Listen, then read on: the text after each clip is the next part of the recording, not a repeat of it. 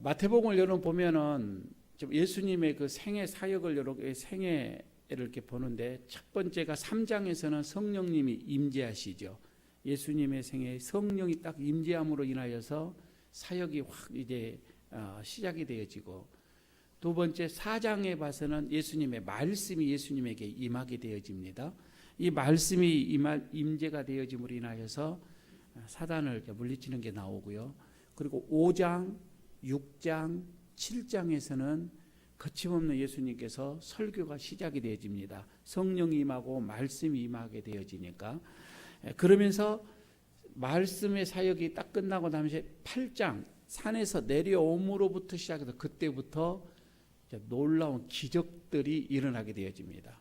많은 어떤 이런 병자들, 어떤 그 자연적인 것까지 뭐 이런 기적의 역사들이 일어나게 되어지는 게 나오게 되고, 그리고 우리가 뭐 상식적으로 생각했을 때 예수님의 어떤 그 생애 속에서 이런 놀라운 일들이 일어나니까 팔레스타인이라고 하는 그 조그만한 이 지역에서 뭐 입소문이 내서 얼마나 빠르게 예수님에 대한 이런 일들이 하늘에서 하나님이 내려오셨다라고 하는 어떤 그런 소문이 퍼져나가기 시작을 합니다.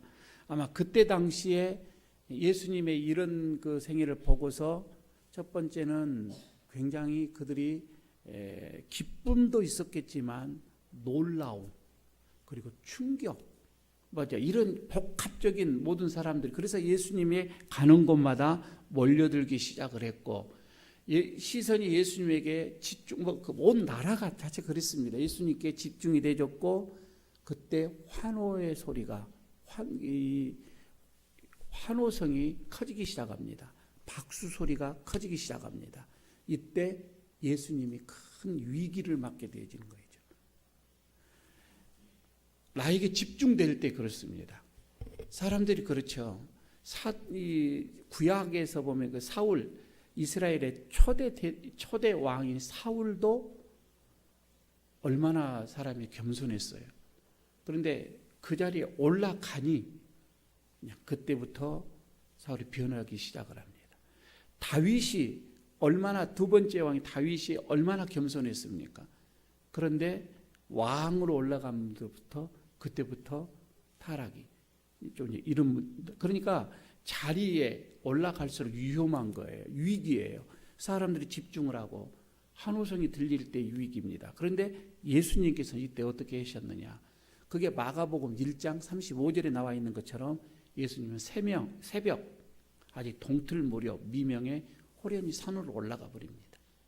산으로 올라가서 한적한 곳에, 그래서 예수 하나님과 독대하는 이런 걸로 인해서 예수님은 그 3년 동안에 그 많은 무리가 따르고 추종을 해도 거기에 흔들리지 아니하고 사역을 완수할 수가 있었던 것을 보게 되지요. 새벽, 시간은 새벽이었고 장소는 한적한 곳이었고, 그리고 내용은 기도였습니다. 하나님께 향하는 기도였다. 아마 예수님께서는 꼭 새벽 미명만은 아니죠. 시간이 될 때마다 그는 산속으로 호련히 떠났던 것이고요.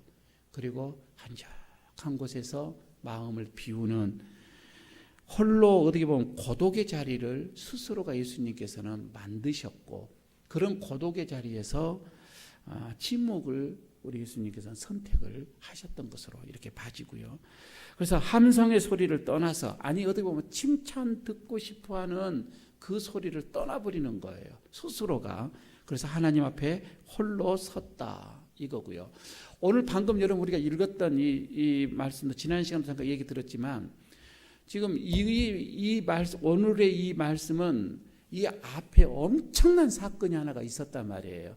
오병이어라고 하는 그런 5,000명을 먹이고도 남는, 그것도 남자의 장성만, 그러니까 아이들이고 여성들이고 합하면은 10,000명이 훌쩍 넘는 그런 무리들에게 오병이어로 5마리의 물고기 보리떡두개로 인해서 먹였다 이 말이에요.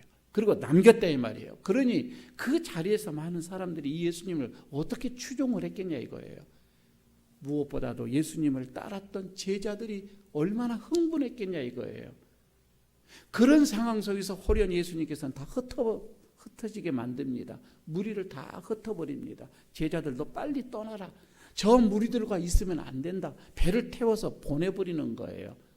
건너편으로 보내고 예수님은 호련히 산속으로 또 들어가는 모습이에요. 그렇게 환호하고 그렇게 많은 사람들이 추종하고 박수를 치고 함성을 지르고 왕으로 모셔야 된다라고 이렇게 했을 때에 왜 예수님이 이런 선택을 하셔야만 하셨을까? 이거이죠. 이거는 여러분 우리가 오늘날에도 마찬가지입니다. 사람들이 박수치고 사람들이 환호하고 우리를 칭찬하고 그럴 때에 우리가 위기에 빠질 수가 있는 겁니다. 일이 잘 될 때에 위기에 빠질 수가 있는 거예요. 복을 막 엄청 받을 때에 위기에 처할 수가 있는 것인 거죠. 우리 예수님 그런 인기 속에서 홀로 하나님 앞에 서는 침묵의 자리를 선택을 하셨다고 하는 것. 지금까지 이제 예수님의 이 생애를 보면서 예수님의 성령이 임하심으로 인하여서 성령이 임재하심으로 인해서 사역이 이렇게 활발하게 펼쳐져 갖고 있었고 말씀이 임함으로 인하여서 사단들의 어떤 그런 공격도 뿌리칠 수가 있었고 그리고 세 번째 침묵의 시간으로 인하여서 자기에게 오는 이런 성공과 어떤 인기와 그리고 많은 사람들의 박수 소리에서 내가 휘말리지 아니하고 거기서도 이길 수 있었던 것. 이거는 침묵이었다. 이렇게 말씀을 드리면 되겠고요. 여기까지 간단히 지난 시간에 말씀을 드릴게요. 그러면서 지난 시간에 뭐라고 했냐면은 여기에서 우리가 세 가지의 교훈을 얻어야 된다 하고 제가 말씀을 마쳤었거든요. 오늘 간단히 세 가지 말씀을 드리겠습니다. 첫 번째가 우리의 삶 속에 우선순위를 꼭 여러분 우리가 지키자 이거입니다. 다 중요해요. 여러분 우리의 삶에 안 중요한 것이 뭐가 있겠습니까?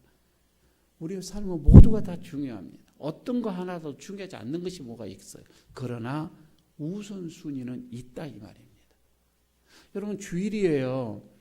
주일날에 우선순위는 있잖아요. 다 중요해요.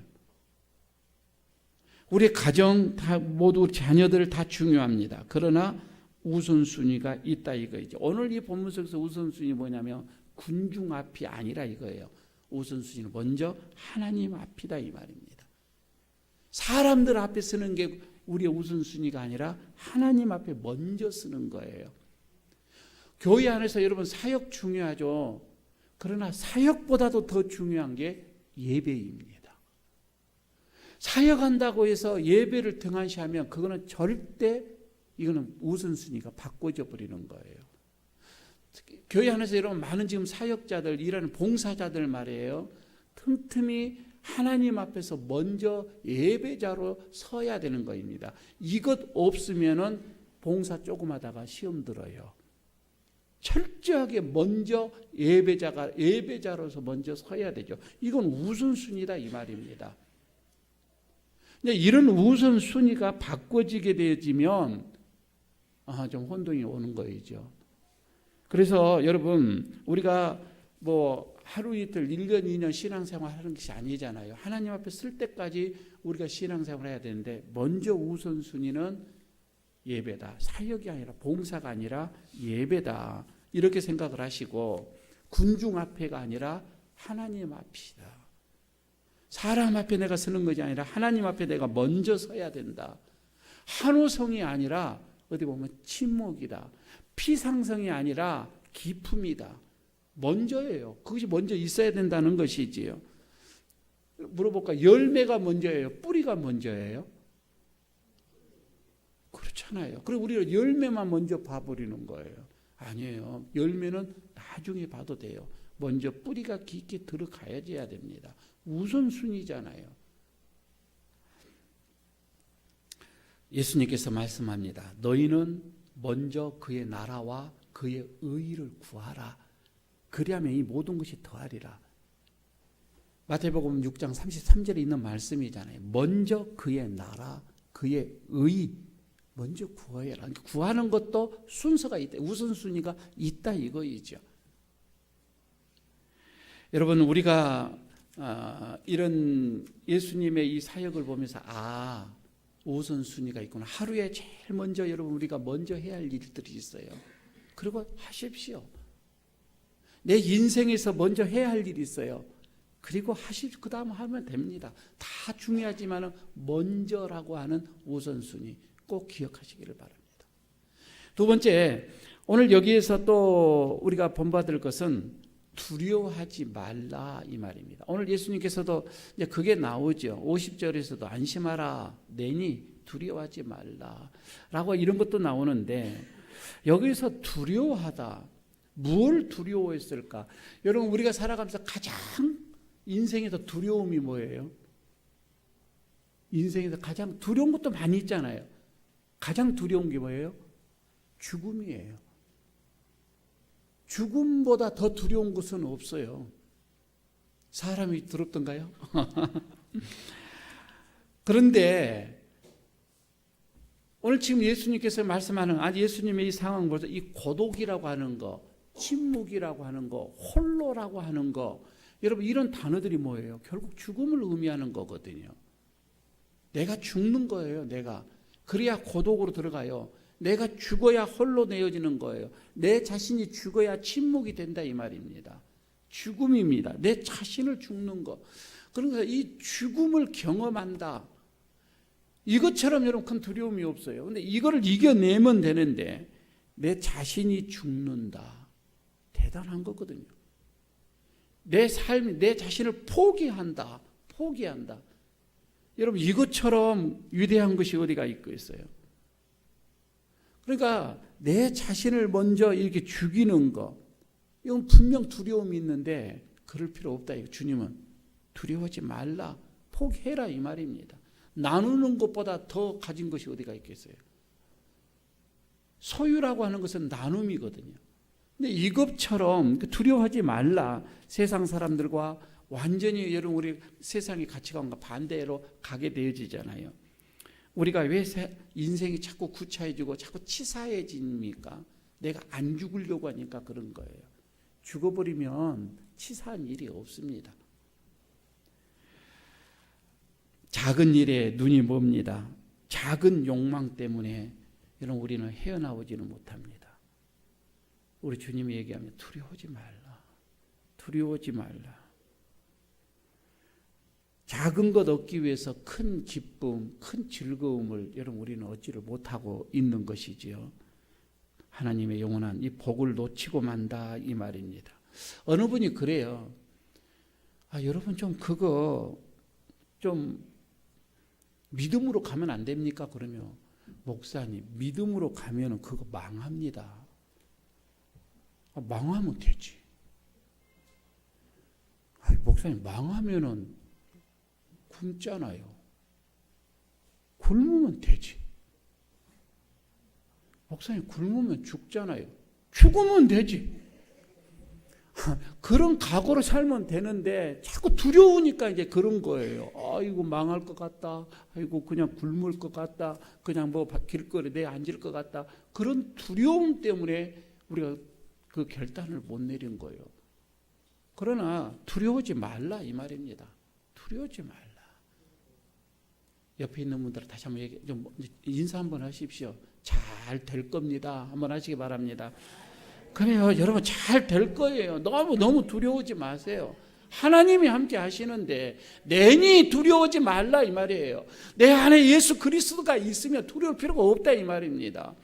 내 안에 복음이 있는데 복음이 뭐예요? 능력이라 이 말입니다. 능력이라는 말이 뭐예요? 다이나마트다 이 말이에요. 폭파시키는, 산과 바위를 폭파시킬 수 있는 그 힘이 내 안에 있다 이 말이에요. 근데 두려울 게 뭐가 있습니까? 내 안에 이 무기가 있는데, 힘이 있는데, 능력이 있는데. 세 번째는 여기에서 우리가 볼 것은 예수 그리스도만 바라보라 이 말입니다. 예수 그리스도만 바라보라.